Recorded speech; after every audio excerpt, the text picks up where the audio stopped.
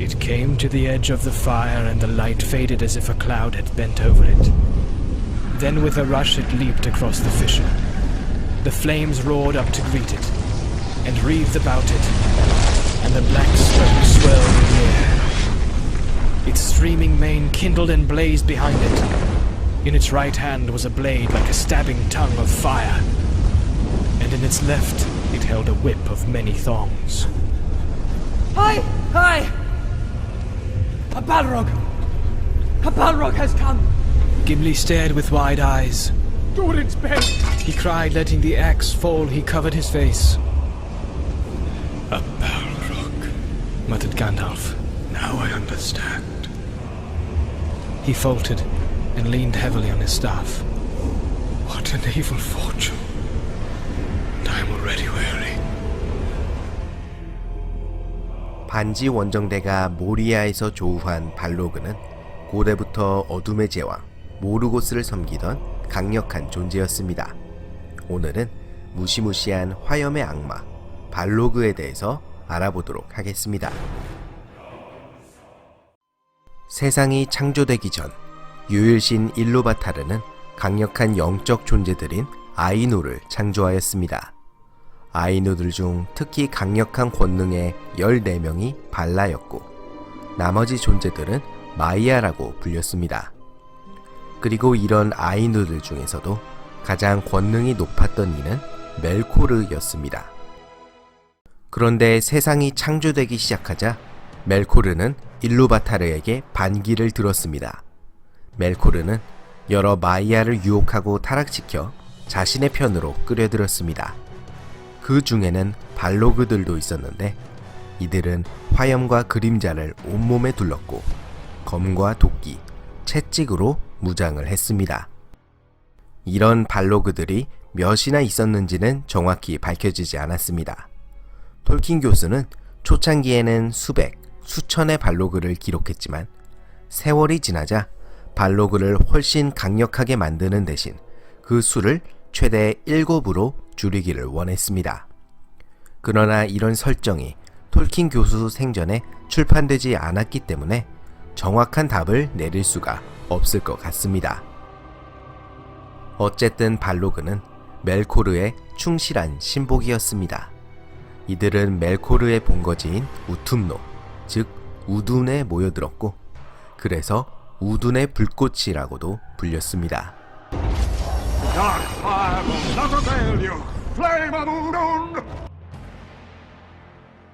그러나 권능들의 전쟁 끝에 우툼노가 파괴되고 멜코르가 발리노르로 끌려가자 발로그들은 앙그반드에 숨어 자신들의 주인이 돌아오기를 기다렸습니다. 세월이 흘러 나무의 시대 1495년 감옥에서 풀려난 멜코르는 거대한 거미의 모습을 한 사악한 존재 웅골리안트와 함께 빛의 나무들을 파괴하였습니다. 그리고 놀도르 요정왕 피뇌를 죽이고 실마리를 강탈하여 가운데 땅으로 달아났고 이때부터 멜코르는 모르고스라고 불리게 되었습니다. 그런데 실마리를 두고 모르고스와 웅골리안트 사이에 싸움이 벌어졌습니다. 힘이 약해져 있던 모르고스는 죽을 위기에 처했지만 바로 그때 발로그들이 나타났습니다. 발로그들은 화염의 채찍으로 웅골리안트를 쫓아내고 모르고스를 구출하였습니다.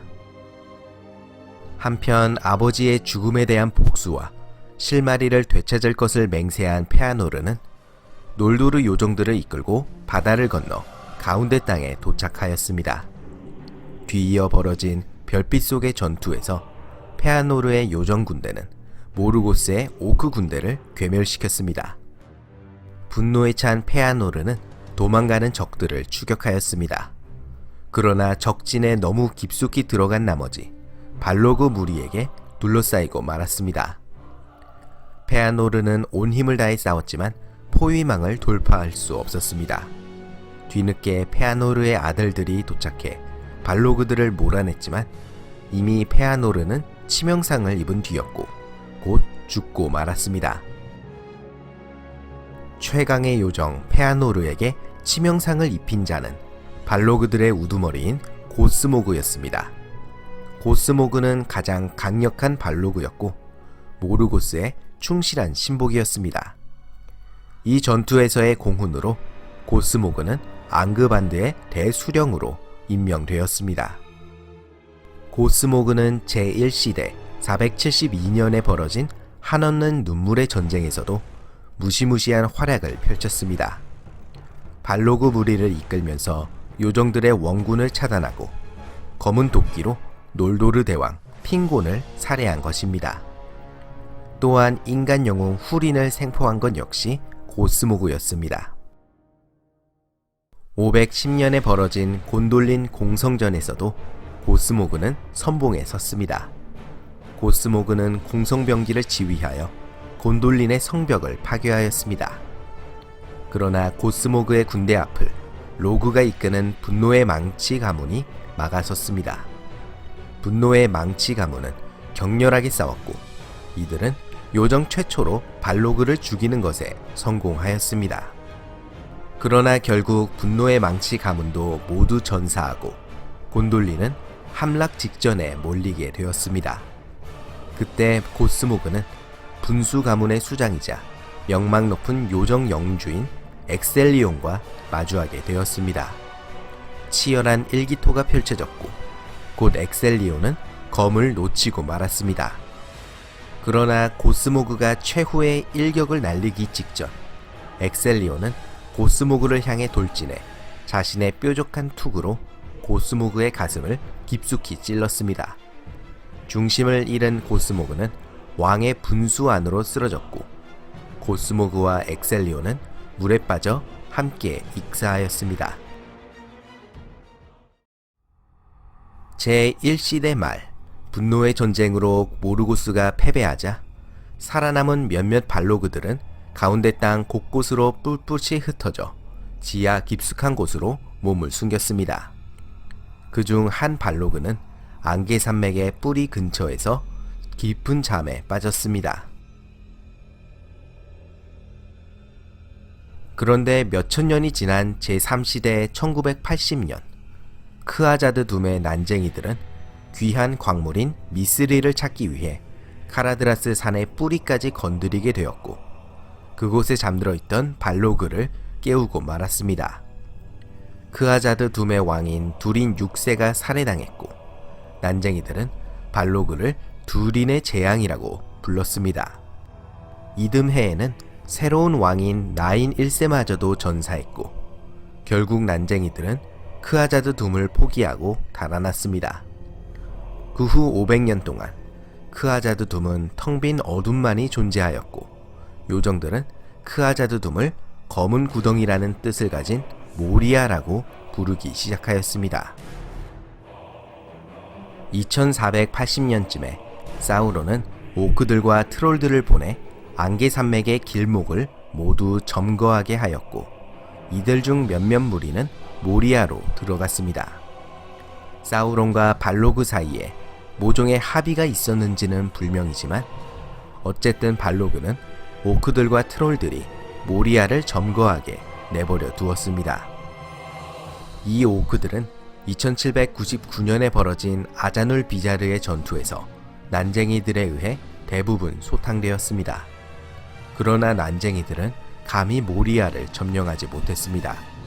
대장 아조그를 죽이려 모리아로 잠시 들어갔던 무세발 다인이 아직 존재하는 발로그의 기운을 감지하고 스라인 2세에게 모리아로 들어가지 말라고 충고했던 것입니다.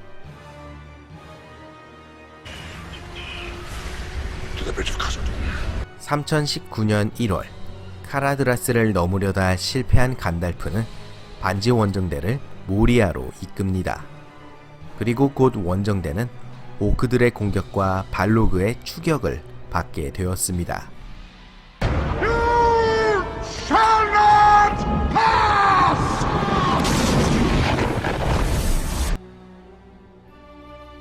크아자드 둠의 다리는 무너졌고 발로그와 간달프는 함께 추락하였습니다. 두 마이야는 모리아의 가장 깊은 곳까지 추락하였지만 살아남았습니다. 발로그는 8일에 걸쳐 지락지길의 산꼭대기까지 올라갔고 간달프는 그 뒤를 추격하였습니다. 산 꼭대기에 도착한 간달프와 발로그는 이틀을 밤낮 없이 싸웠고 마침내 간달프의 손에 발로그는 죽어서 산 아래로 내팽겨 쳐졌습니다. 두린의 재앙의 죽음 이후 가운데 땅에는 더 이상 발로그가 나타나지 않았습니다. 그러나 여전히 지하 깊숙한 곳 어디에선가 이 고대의 악마가 여전히 잠들어 있을지도 모릅니다.